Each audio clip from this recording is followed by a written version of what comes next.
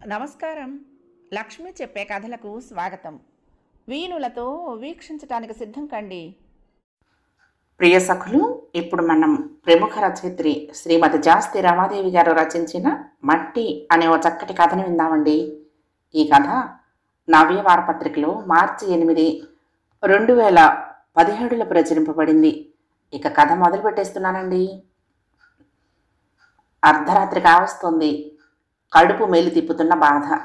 అలాంటి బాధ ఎప్పుడూ పడలేదు. కొత్తగా ఉంది బాధ. వీరాస్వామి గబుక్కున మంచం మీద నుంచి లేచి కూర్చున్నాడు. గోడకి ఉన్న పట్టంలో కనిపిస్తున్న భార్య సీతాలక్ష్మి వైపు చూశాడు. ఆవిడ దిగులుగా చూస్తున్నట్టుంది. సీత, ఇదేం బాధ? ఈ నొప్పి తట్టుకోలేకపోతున్నాను. ఎవరినైనా పిలవాలన్న మొహమాటంగా ఉంది. 4 రోజులుగా ఇంట్లో ఓ విధమైన నిశ్శబ్దం. దానికి కారణం 10 రోజుల ముందు పుట్టిన ముసలం.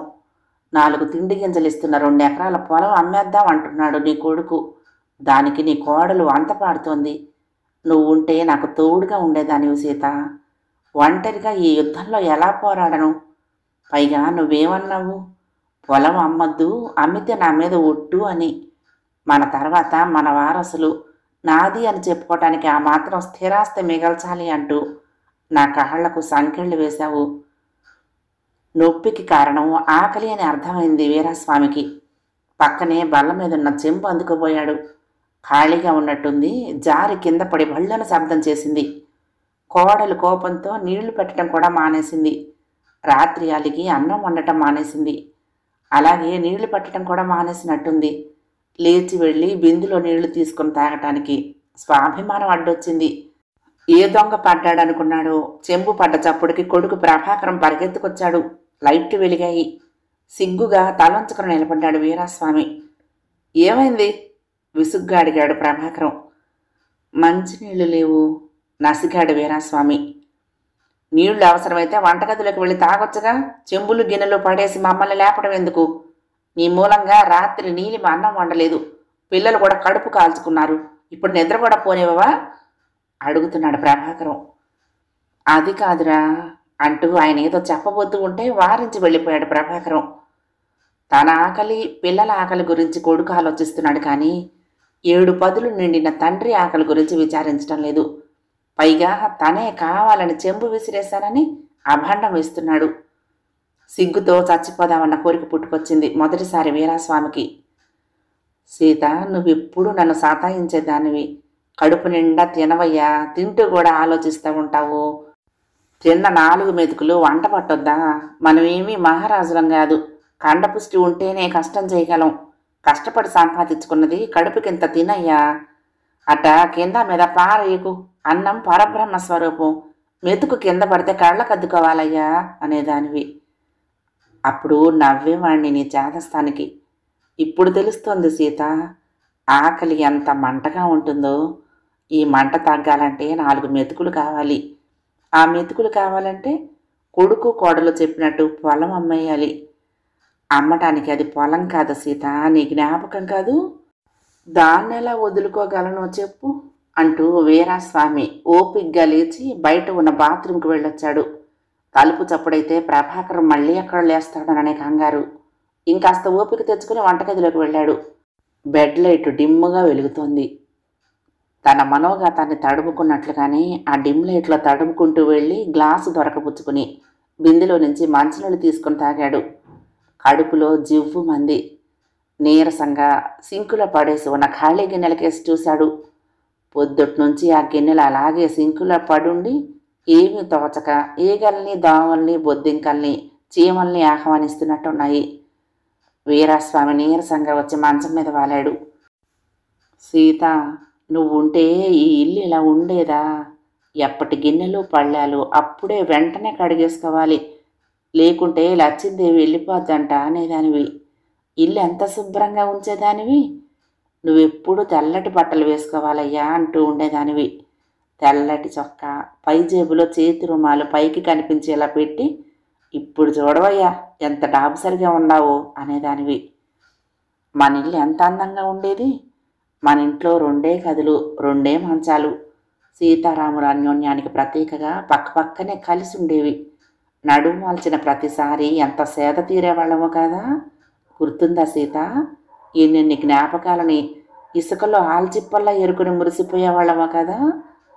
ఎప్పుడు చదువు ఉద్యోగం అంటూ తిరిగే అబ్బాయి ప్రభాకరం మనకు దూరంగా ఉన్నా మన మధ్య ఎప్పుడు వాడి మాటలే చోటు చేసుకునేవి కదా. వాడికి పెళ్ళయి ఓ ఇంటివాడైన తర్వాత కూడా వాడెప్పుడూ మన కళ్ళకు చిన్న నలుసుగానే కనిపించేవాడు కదా. సీత, మన పొలం అంటే వాడికి ఎంత ఇష్టమో కాదు. కొత్త బియ్యంతో చేసిన పొంగలి, మన బియ్యంతో చేసిన చక్కెడాలు చెక్కలు ఎంత ఇష్టంగా తినేవాడో. నువ్వు అన్నం పెట్టగానే ముందు చేత్తో అన్నాన్ని తడిమి, మన బియ్యంతో వండిన అన్నం కదమ్మా అంటూ ఆప్యాయంగా చెప్పేవాడి కళ్ళల్లో తడి ప్రేమగా మెరిసేది కదా. నీ చేత్తో వండిన జున్ను వాడు ఎంత ఇష్టంగా తినేవాడో కదా సీత. నువ్వు నన్ను వెక్కిరించేదానివి గుర్తుందా? మన పశువులే కాదు, ఊళ్ళో ఏ పశువు ఈనిందని తెలిసినా పరిగెత్తి పాలట్టుకు రాటమేంటయ్యా, అందరూ నవ్వుతుండారు. ఆళ్ళకు బిడ్డలేరా, నీకే ఉండాడా అని. వాడు తింటూ ఉంటే చూసి మురిసిపోయే ఆ తృప్తి ముందు నువ్వేమన్నా ఊళ్ళో వాళ్ళు నవ్వినా నాకే పట్టింపు ఉండేది కాదు కదా. అప్పుడే కోసిన కొత్త ఒడ్లు నానబెట్టి పట్టించి అబ్బాయికి ఇస్తే మనాటుకులు అంటూ కోడలు ఎంతగా మురిసిపోయేది. వాళ్ళ పుట్టింటికి కూడా కాసిన పంపేది. నీ పిల్లోడికి ఎక్కడ తగ్గుతాయో అని నా కోసం దాచిపెట్టినవి కూడా పంపేసేదానివి. పాలల్లో అటుకులు పోసి పెడితే వాడికి ఇష్టమని కోడలితో చెప్పమనేదానివి కదా. సీత, ఒకప్పుడు మన మట్టి, మన పశువు, మన ధాన్యం అంటే వాడు ఎంతగానో ఇష్టపడేవాడు. మరి ఇప్పుడేంటి సీత? 10 రోజులుగా నా చెవి పక్కన చేరి పొలం అమ్మేద్దాం అంటున్నాడు. నేనేం మాట్లాడలేదని వాడికి అలక. వాడికి అర్థమయ్యేలా ఎలా చెప్పాలి సీత? అది మీ అమ్మ జ్ఞాపకం రా అన్నందుకు అన్నం పెట్టలేదు సీత. సీత, నీకు తెలుసు కదా నేను అస్సలు ఆకలికి తట్టుకుని ఉండలేనని. మా అమ్మ కూడా ఎప్పుడూ అనేది, నీకు ఆశలావు పీక సన్నం అని. బయట ఆటలాడి హడావుడిగా వచ్చి అమ్మ ఆకలే అని పీట వాల్చుకుని కూర్చుంటే అమ్మ పళ్ళెంలో అప్పటికే అన్నం పెట్టుకుని వచ్చేది. చేతులన్న కడుక్కవా మట్టి ఎదవా అని విసుక్కుని బలవంతంగా కాళ్ళు చేతులు కడిగిచ్చి అన్నం పళ్ళెం నా ముందు పెట్టేది. నా స్నేహితులు వెళ్ళిపోతారేమోనని, ఆటకి ఆలస్యం అయిపోతుందని గబగబా ముద్ద మీద ముద్ద తింటుంటే అమ్మ ఎప్పుడు అనేది, నాకు బాగా జ్ఞాపకం సీత.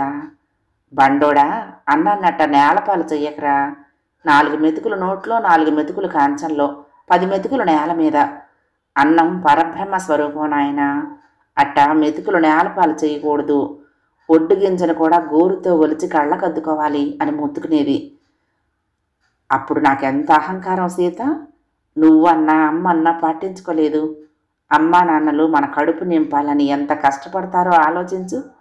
కానీ మన బిడ్డ కడుపు నింపడం కోసం మనం పోటీలు పడేవాళ్ళం కదా. నాకెప్పుడు మెతుకుని ప్రేమించడం రాలేదు. ఇప్పుడు మెతుకు కోసం కడుపు మెలితిరిగిపోతుంది. తెల్లారటానికి ఇంకా చాలా సమయం ఉన్నట్టుంది సీత. రేపటి ఉషోదయం కోసం నేను ఎదురు చూడాల్సిందే. కోడలు తప్పకుండా నాకు లేచి లేవగానే కాఫీ తెచ్చిస్తుంది. వీరాస్వామి సీతాలక్ష్మితో చాలాసేపు తన మనోగతాన్ని చెప్పుకుంటూ తెల్లవారుజాము సమయానికి నిద్ర ఒడిలో ఒదిగిపోయాడు. అతనికి ఆ తెల్లవారుజామున భయంకరమైన కల వచ్చింది. వాన వరదై చెట్టుకొకరు పుట్టకొకరు కొట్టుకుపోతున్నట్టు, ఆకాశం ఉరిమి ఉరిమి కళ్ళెర చేస్తున్నట్టు, ఇళ్ళు వాకిళ్ళు ఏకమైపోయి పశువులన్నీ మేత లేక కట్టుతాళ్ళు తెంపుకొని అరుస్తూ పరిగెత్తుతున్నట్టు, నిస్సహాయంగా భూదేవి గుండె పగుళ్ళు బారి రోధిస్తున్నట్టు, రాబందులు శవాల గుట్టల మీద ఆశతో వాలుతున్నట్టు, ఎటు చూసినా నీళ్ళో నెత్తిరో తెలియటం లేదు. పరిగెత్తుతూ అలసిపోతూ అమ్మా అంటూ కీచుగా అరిచి లేచి కూర్చున్నాడు వీరాస్వామి. అతని శరీరం చెమటతో తడిసిపోయింది. ఈ కళ నిజం కాదు కదా. ఏమిటి కళ? ఎంత భయంకరంగా ఉందో. గుండె పట్టేసినట్లుగా అనిపించి అరచేత్తో సున్నితంగా నిమురుకున్నాడు. సీత, నువ్వు ఉండుంటే నాకెంత ధైర్యంగా ఉండేది. నీ చేత్తో నా ఒళ్ళంతా నిమిరేదానివి. కలలన్నీ నిజాలైపోతే మనిషి ఎప్పుడు కలలు కంటూనే ఉంటాడు. కష్టం లేని పని కాదు అని ఏడిపించేదానివి. ఈరోజు ఎందుకో పదే పదే నువ్వే గుర్తొస్తున్నావు సీత. నేనేం నిర్ణయం తీసుకోవాలో నువ్వన్నా చెప్పొచ్చు కదా. ఈ కళ నా ఊహకి నిదర్శనం కావచ్చునంటావా? తెల్లవారిపోయింది. ఎవ్వరూ లేచిన అలికిడి లేదు. పాల ప్యాకెట్లు గుమ్మంలో వేసి తలుపుపై 2 సార్లు చప్పుడు చేసి బెల్ కొట్టి వెళ్ళిపోయాడు పాలవాడు. వీరాస్వామి వెళ్ళి పాల ప్యాకెట్ తెచ్చి ఫ్రిడ్జ్లో ఉంచాడు. పేపర్ బాయ్ వచ్చి పేపర్ లోపలికి విసిరాడు. అది తీసుకుని టీపాయ్ మీద పెట్టాడు. కోడలు లేచి వచ్చి కాఫీ పెడుతుందేమోనని 15 నిమిషాలు వేచి చూశాడు. ఆ ఆనవాళ్ళు ఎక్కడా కనిపించలేదు. మొహం కడుక్కొని మంచం పక్కనే ఉన్న చేతికర్ర వంకీకి తగిలించి ఉన్న మఫ్లరు తీసుకుని బయటకొచ్చి డోర్ దగ్గరగా వేసి గేటు తీసుకుని నడవటం మొదలుపెట్టాడు. అప్పటికి పూర్తిగా తెల్లవారిపోయింది. వాకింగులని జాగింగులని జనాలు ఈ మధ్య ఆరోగ్య సూత్రాలు పాటిస్తున్నట్లున్నారు. రోడ్డు మీదకు వస్తున్నారు. చాయ్ టిఫిన్స్ బడ్డీ తలుపులు తెరుచుకున్నాయి. ఆవులిస్తూ పేపర్ చూస్తూ టీ కాఫీ పడితేనే కానీ బద్ధకం తీరదు అనుకునేవాళ్ళు అప్పుడే అక్కడున్న బెంచీల మీదకు చేరుతున్నారు. వీరాస్వామి కాళ్ళు నీరసంతో తడబడుతున్నాయి. ధైర్యం చేసి వెళ్ళి టీ తాగాలన్నా మొహమాటంగానే ఉంది. గుమ్మం ఎరగనట్లు కాళ్ళు కదులుతూ ఉంటే ఆరిందాల మనసు ముందుకు లాక్కుపోతోంది. ఈ రోజు నుంచి తన జీవితం ఎలా ఉండబోతోంది? ఆ సందిగ్ధానికి ఆధారం దొరకటం లేదు. అయ్యా, ఓసారి ఇటొత్తారా? ఎవరో తెలీదు ప్రాధాయపడుతూ పిలుస్తోంది ఓ వృద్ధురాలు. వీరాస్వామి ఆలోచించకుండానే ఆమె దగ్గరకు వెళ్ళి నిలబడ్డాడు. గుడిసెలోకి రమ్మన్నట్టు ప్రాధాయపడింది. లోపలికి వెళ్ళి చూస్తే ఓ వృద్ధుడు మంచం మీద పడుకునున్నాడు. కొంచెం సాయం పట్టండి బాబయ్య, మీకు పుణ్యం ఉంటుంది అడుగుతోంది ఆవిడ. వీరాస్వామి ఆమెకు సాయం చేయబోయాడు. తల తిరిగినట్లయింది. కాసేపు కళ్ళు మూసుకున్నాడు. కళ్ళు తెరిచి చుట్టూ చూశాడు. అక్కడున్న పీట మీద రాత్రి తిని వదిలేసిన అన్నం గిన్నె కనపడింది. మెతుకు చూడగానే అతని కడుపులో ఆకలి మళ్ళీ ఆవలించింది. ఓపిక తెచ్చుకుని ఆవిడకి సాయం చేశాడు. గుడిసె ముందు గడ్డిపరిచి దాని మీద చాప వేసి వచ్చింది ముసలావిడ. ఇద్దరూ కలిసి ఆ ముసలాయిని తీసుకువెళ్ళి చాప మీద పడుకోబెట్టారు. ఆమె తల దగ్గర దీపం పెట్టింది. అప్పటి వరకు నిగ్రహించుకున్న దుఃఖం కట్టలు తెంచుకున్న ప్రవాహంలా బయటకు వచ్చింది. చుట్టుపక్కల గుడిసెల్లో నుంచి జనాలు లేచి రావటం మొదలైంది. వీరాస్వామి శీలలా నిలబడిపోయాడు. ఓ మనిషి తోడు కోల్పోవటం ఎంత బాధాకరమో అతనికి తెలుసు. సీతాలక్ష్మిని పోగొట్టుకున్న రోజులవి. ఎవరో టీ పట్టుకొచ్చారు. అక్కడున్న వారితో పాటు వీరాస్వామికి ఇచ్చారు. అతను వద్దన్నా వాళ్ళు తాగమని ఒత్తిడి చేశారు. పాపం వారం రోజులుగా ఆయన ఆరోగ్యం బాగాలేదు. కొడుకొచ్చి పెద్ద గొడవ పెట్టుకుని పోయాడు. గుడిసె అమ్మాయి అంటాడు. ముసలాళ్ల భయం ముసలాళ్ళది. గుడిసె లేకపోతే ఏ రోడ్డును పడాలోనని. రోగం వచ్చినప్పుడు రాని కొడుకు ఇప్పుడు వస్తాడా అని వాళ్ళల్లో ఒకడన్నాడు. ఎందుకు రాడు? అమ్మని బుట్టల్లో పడేయటం ఈజీ, వస్తాడులే గుడిసె అమ్ముకోవటానికైనా మరొకరు అంటున్నారు.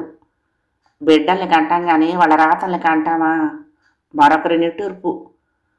తన మనిషి కోసం ముసలావిడ పొగిలి పొగిలి ఏడుస్తోంది. వీరాస్వామి వెనక్కు తిరిగి నడక మొదలుపెట్టాడు. అతని అడుగులు అలవాటు ప్రకారం కొడుకు ఇల్లు రాగానే ఆగాయి. నేల లేని వాకిట్లో గచ్చు కడిగి ముగ్గేసింది. అంటే పని మనిషి వచ్చుంటుంది. కోడలు లేచిందా? కొడుకు కోపం తగ్గుంటుందా? పిల్లలు ఎలా ఉన్నారో అనుకుంటూ అడుగు లోపల పెట్టాడు వీరాస్వామి. ప్రభాకరం సోఫాలో కూర్చుని పేపర్ చూస్తున్నాడు. నీలిమ వంటగదిలో ఉన్నట్లు చప్పుడవుతోంది. పిల్లలు ఇంకా లేచినట్లు లేరు.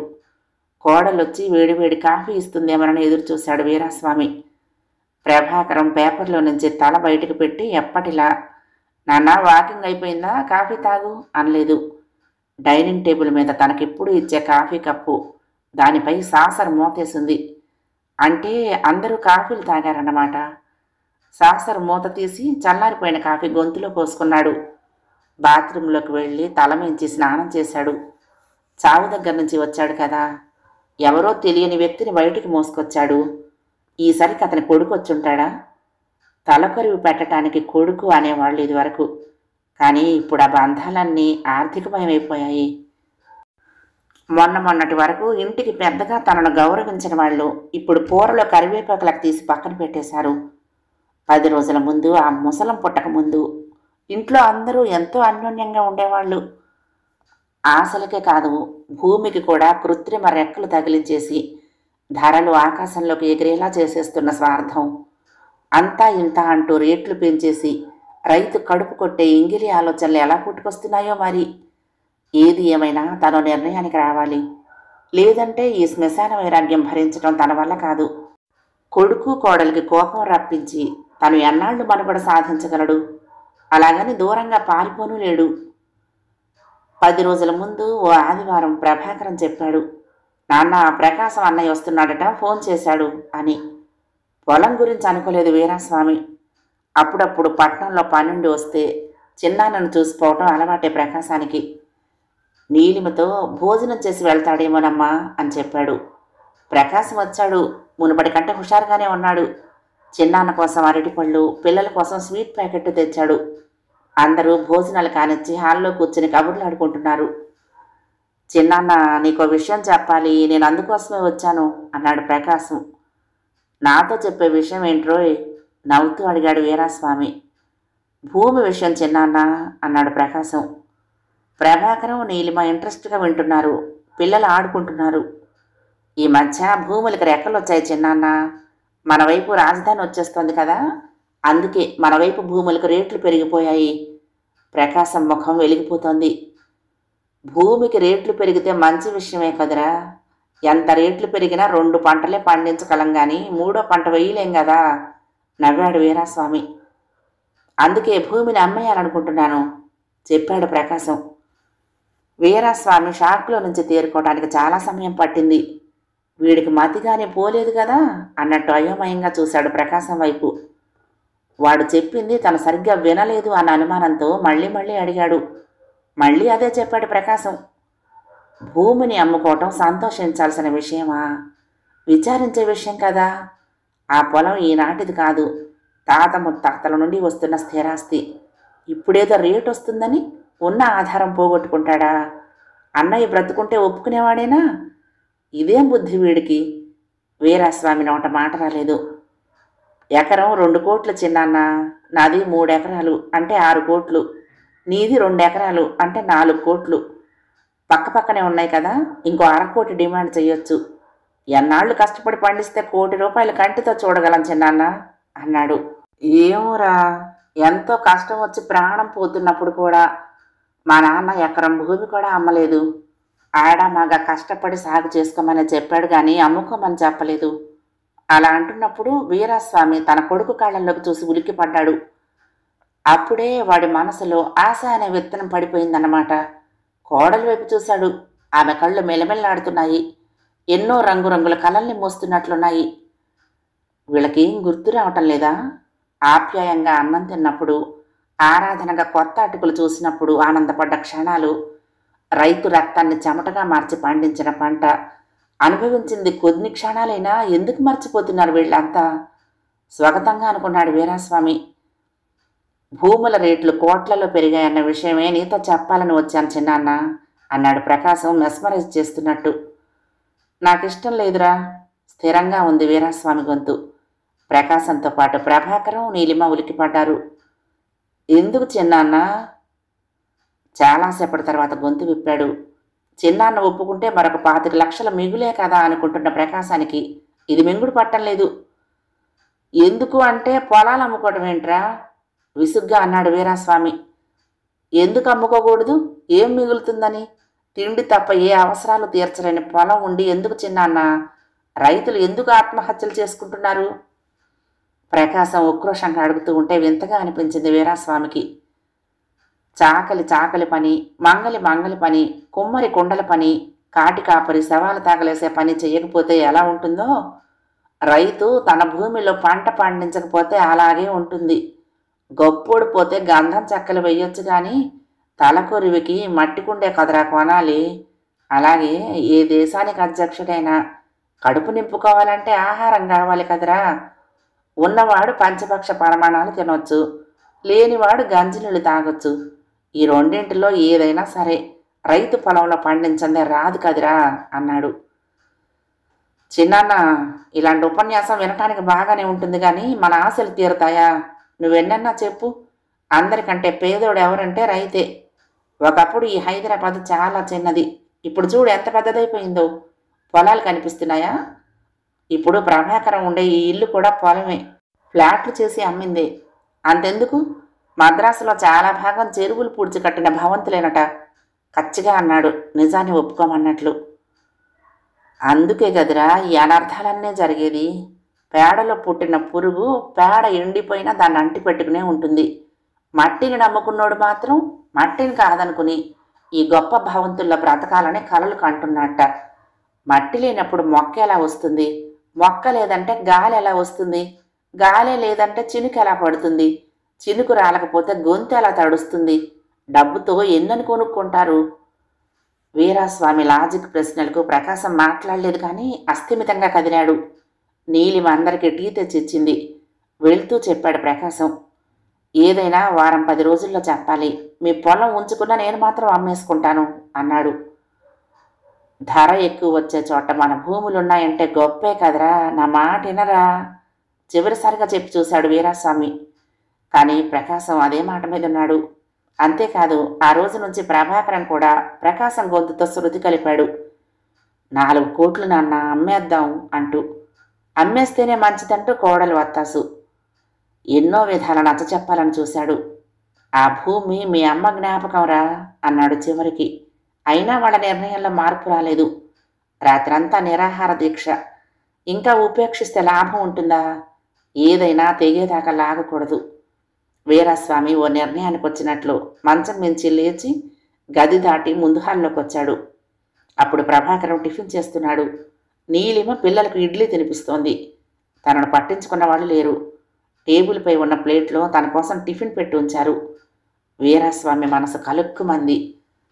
రాత్రి నిరాహార దీక్ష, ఇప్పుడు నిరాహార దీక్షే. మౌనంగా టిఫిన్ తిన్నాడు. కొడుకు దగ్గరగా కూర్చుని, ప్రభాకరం, ఈరోజు ఊరు వెళ్దాంరా, ప్రకాశం చెప్పి 10 రోజులైందిగా అన్నాడు. ప్రభాకరం, నీలిమ ఒక్కసారి నమ్మలేనట్లు చూశారు. ఆ తర్వాత వాళ్ళ కళ్ళు మెరిశాయి. నీలిమ గబగబా వెళ్ళి మామగారికి వేడివేడి కాఫీ తెచ్చి ఆప్యాయంగా అందించింది. నిజమేనా నాన్న, పొలం అమ్మటానికి ఒప్పుకున్నావా అన్నాడు ప్రభాకరం. నువ్వు నా కొడుకురా, తర్వాతైనా ఆ పొలం అనుభవించే హక్కు నీకే ఉంటుంది నవ్వి అన్నాడు వీరాస్వామి. ఆ రోజే ఇద్దరూ బయలుదేరారు. ప్రకాశానికి ఫోన్ చేసి చెప్పాడు ప్రభాకరం నాన్న ఒప్పుకున్నాడని. పొలం గట్టు మీద కాలు మోపగానే తల్లి తన పక్కనే నిలబడ్డట్టు అనిపించింది ప్రభాకరానికి. తనకు ఊహ తెలిసింది మొదలుకుని ఎప్పుడు అమ్మ నాన్నలు ఈ పొలంలో పనులు చేస్తున్నట్టే కనిపించేవాళ్ళు. బళ్ళోంచి రాగానే పలకా పుస్తకాలు ఇంట్లో పడేసి పరిగెత్తుకుంటూ ఈ పొలం దగ్గరికే పరిగెత్తుకొచ్చేవాడు. అమ్మ అప్పటికే ఏదో ఒక తాయిలం తెచ్చి దాచుంచేది. చెట్టు కిందన్న బండరాయి మీద కూర్చుని తింటూ అమ్మతో కబుర్లాడేవాడు. అమ్మ పని చేసుకుంటూ ఉంటే తను చెట్టు కొమ్మకు తాడుతో కట్టిన ఉయ్యాలెక్కి ఊగుతూ ఎక్కాలు వల్ల వేసేవాడు. మధ్య మధ్యలో అమ్మ మురిపంతో దిష్టి తగులుతుందేమోనని మెటికలు విరిచేది. స్నేహితులు వచ్చినా అక్కడికే వచ్చేవాళ్ళు, అక్కడే ఆడుకునేవాళ్ళు. అమ్మా నాన్నలతో పాటే ఇల్లు చేరేవాడు తను. ఎక్కువసార్లు నాన్న తనను భుజం మీద ఎక్కించుకుని మోసుకొచ్చేవాడు. ఒక్కసారిగా చిన్నప్పటి సంగతులు గుర్తుకొచ్చి ఒళ్ళు పులకరించినట్లయింది ప్రభాకరానికి. ప్రభాకరం, నీకు గుర్తుందిరా, ఇక్కడ పెద్ద చెట్టు ఉండేది కదా, దాని నీడని ఎంతమంది కూలీలు కూర్చునేవాళ్ళు. నువ్వు చాలా కాలం పాటు ఈ చెట్టు కిందే ఆడుకున్నావు. బాగా చిన్నప్పుడు మీ అమ్మ ఆ చెట్టు కొమ్మకి చీర ఉయ్యాల కట్టి నిన్ను పడుకోబెట్టేది. నువ్వు నిద్రపోతున్నా మీ అమ్మ ధ్యాస అంతా ఉయ్యాల మీదే ఉండేది. గాలికి ఊగినా అమ్మో నా పిల్లాడు అని పొలంలోంచి పరిగెత్తుకొచ్చేదిరా అంటున్నప్పుడు వీరాస్వామి కళ్ళల్లో భార్య జ్ఞాపకం నీలమై మొలిచింది. ఓసారి పిడుగుపడి చెట్టు కూలిపోయింది. మీ అమ్మ చాలా రోజులు ఇక్కడే కూర్చుని బాధపడింది. చీర చెంగుతో నిశ్శబ్దంగా కళ్ళు తుడుచుకునేది. చాలా బెంగ పెట్టుకుంది. అప్పుడు నేను ఇదిగో ఈ వేప చెట్టు రావి చెట్టు కలిపి నాటాను. రోజు పొలం కాడికి రాగానే చెంబుడు నీళ్లు పోసి పసుపు కుంకుమ పెట్టి పూజ చేసేది. కొత్త వంట రాగానే కొత్త బియ్యంతో పొంగలి చేసి ఈ చెట్టుకు పెళ్లి చేసి కూలోళ్ళకి పొంగలి పంచిపెట్టేది. ఎంత ఊపికో దానికి. వీరాస్వామి ఆ చెట్టును ఆప్యాయంగా తాకి కళ్ళు మూసుకున్నాడు. భార్య ఔదార్యం ఏం గుర్తొచ్చిందో పైకొండవాతో కళ్ళు ఒత్తుకున్నాడు. వేప చెట్టుకి అప్పుడప్పుడు తేనె తుట్టి పట్టేదిరా. మీ అమ్మ దాన్ని ఎంత జాగ్రత్తగా కాపాడేదో. పొలం గట్టంట పూల చెట్లేసేది. ఈ పూల కాడ తేనె పట్టుకెళ్ళి ఆడ గదుల్లో దాస్తాయంట మనలాగా, తర్వాత మనకెత్తాయంట అనేది. చాలా కష్టపడి గదులు నిండాక ఈగల్ని చెదరగొట్టి తేనె తుట్టెలు తీసి పిండి కాచి వడపోస్తే 2 సీసాల తేనె వచ్చేది. ఇది మన చిన్నోడికి ఆడ ఆరోగ్యానికి మంచిదట, ఒక చెంచాడు కూడా నీకు లేదు అని ఖచ్చితంగా అనేది. ఈగలు కుట్టింది నన్నే అనేవాణ్ణి. నువ్వు పొలం పనులు చేస్తావు కదయ్యా, ఏడు చేస్తాదని మీ అమ్మ కవరింగ్ ఒకటి అని చెప్పి పక్కపక్క నవ్వుతూ ఉంటే పొలం అరింది వీరాస్వామికి. ప్రభాకరం చేతిలో ఉన్న నీళ్ల బాటిల్ తండ్రికి అందించాడు.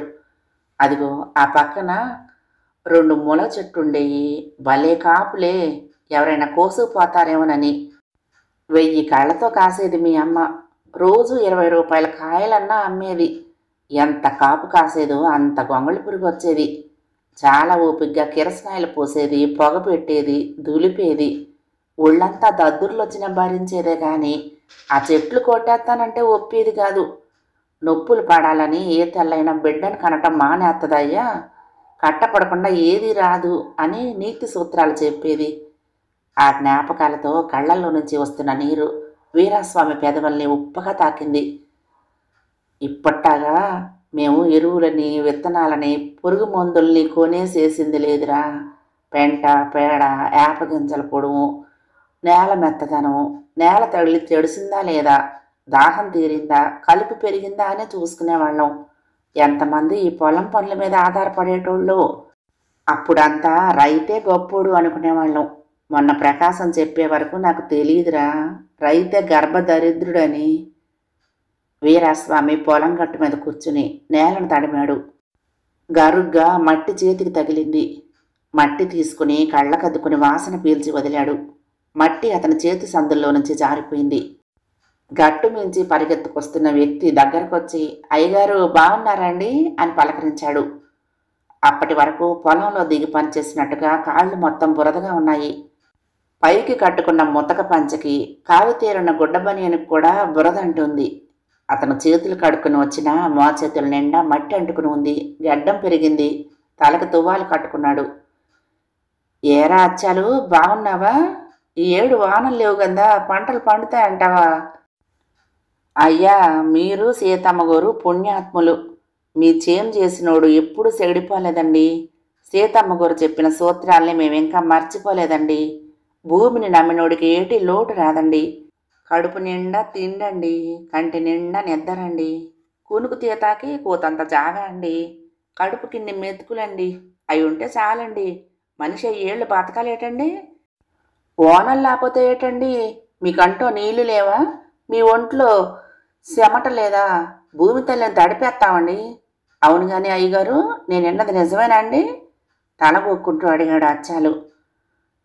ఏంట్రా పొలాలు అమ్మటమేనా అడిగాడు వీరాస్వామి. అవునయ్యా, పాలిచ్చే పశువు ఒట్టిపోతే కషాయోడికి అమ్మేసినట్టు భూమి తల్లిని కూడా అమ్మేస్తున్నారంట కదయ్యా. మాలాంటి వాళ్ళకి 4 మెతుకులు లేకుండా చేస్తే ఏటొస్తుందయ్యా? మాకు ఈ పని తప్ప ఇంకే పని రాదు కదయ్యా. మొన్న మా బామ్మర్ది పొలం పని వద్దనుకుని బిల్డింగులు కట్టే పనికి పోయి పైనుంచి కింద పడి చచ్చిపోయాడయ్యా. ఆడి పెళ్ళాం బిడ్డలు గతేం చెప్పాలి? దుఃఖమో కోపమో నిస్సహాయతో తెలియదు కానీ అచ్చాలు కళ్ళల్లో నీళ్లు రాలేదు. కానీ ఆ సంధ్య వెలుగులో ఆ కళ్ళల్లో ఏదో దైన్యం అస్తమిస్తున్న సూర్యుడిలా కనిపిస్తోంది. నాన్న వెళదామా అడిగాడు ప్రభాకరం. పాద, వాళ్ళు మన కోసం ఎదురు చూస్తూ ఉంటారనుకుంటాను. ముందుకు అడిగేసి వస్తాన్రా అచ్చాలు అన్నాడు వీరాస్వామి. ఎందుకయ్యా రావడం? మళ్ళా మీరు వచ్చినా పలకరించడానికి ఈడ మేము ఉండం కదయ్యా. పచ్చని పొలాలు ఉండవు కదయ్యా. ఎల్లండి బాబయ్య, మరలా రాకండి. చూడటానికి శ్మశానం బాగుండదయ్యా. పెద్దగా నడుచుకుంటూ వెళ్ళిపోయాడు అచ్చాలు. ప్రకాశం ఎదురొచ్చి అప్పటికే వచ్చిన పెద్ద మనుషుల్ని పరిచయం చేశాడు. అప్పుడే అతని మొహంలో మెరుపు, కోటీశ్వరుడి కళ కనిపిస్తోంది. అన్నయ్య, మేము హైదరాబాద్ వెళ్ళాక ఫోన్ చేస్తాం అన్నాడు ప్రభాకరం. అదేంట్రా మళ్ళీ ఫోన్ ఎందుకు? చిన్న నొప్పుకున్నాడని చెప్పావు కదా, అడ్వాన్స్ తీసుకెళ్ళు కంగారుగా అన్నాడు ప్రకాశం. చెప్పాను కదా, వెళ్ళి ఫోన్ చేస్తాను, పదనా అన్న అంటూ బ్యాగ్ తీసుకుని బయలుదేరాడు ప్రభాకరం. అన్నయ్య, ఆ పొలం నేను అమ్మను మర్నాడు ఫోన్లో ప్రకాశానికి చెప్పాడు ప్రభాకరం. అదేంట్రా? ఆ పొలంలో కాలు పెట్టగానే నాకు అమ్మ గుర్తొచ్చింది. ఆ జ్ఞాపకం నా ఒళ్ళంతా తడిమినట్లయింది. నాన్న పరిస్థితి ఇంకెలా ఉంటుందో, ఆ భావాలకు భాష ఉంటుందా? నాన్నకి ఆ జ్ఞాపకాలు దూరం చేయటం నాకు ఇష్టం లేదు అంటూ ఫోన్ పెట్టేశాడు. అదేంటి అంటూ భర్త వైపు కోపంగా చూసింది నీలిమ. నీలు, ఆయన మనల్ని ఎప్పుడూ ఏమీ అడగలేదు. తోడు నీడ 4 మెతుకులు అంతేగా. నీకు కష్టమైతే చెప్పు, నాన్నని నేను చూసుకుంటాను అన్నాడు ప్రభాకరం స్థిరంగా. వీరాస్వామి కొడుకుని ఆర్తిగా కౌగులించుకున్నాడు. ఆడేం చెడ్డోడు కాదయ్యా, మర్చిపోతే గుర్తు చేయి చాలు అన్న భార్య సీతమ్మ మాటలు ఆమె చెప్పిన సూత్రం గుర్తుకొచ్చి ఆనంద భాష్పాలు రాల్చాడు వీరాస్వామి. కథ సమాప్తం. ప్రియ సఖులు, ఈ కథ మీకు నచ్చితే తప్పకుండా లైక్ చేయండి, షేర్ చేయండి, కామెంట్ చేయండి, సబ్స్క్రైబ్ చేసుకుని నన్ను ఎంకరేజ్ చేయండి. ఉంటానండి. ప్రేమతో లక్ష్మి, కృష్ణాతీరం దుర్గమ్మ సన్నిధానం. నమస్తే.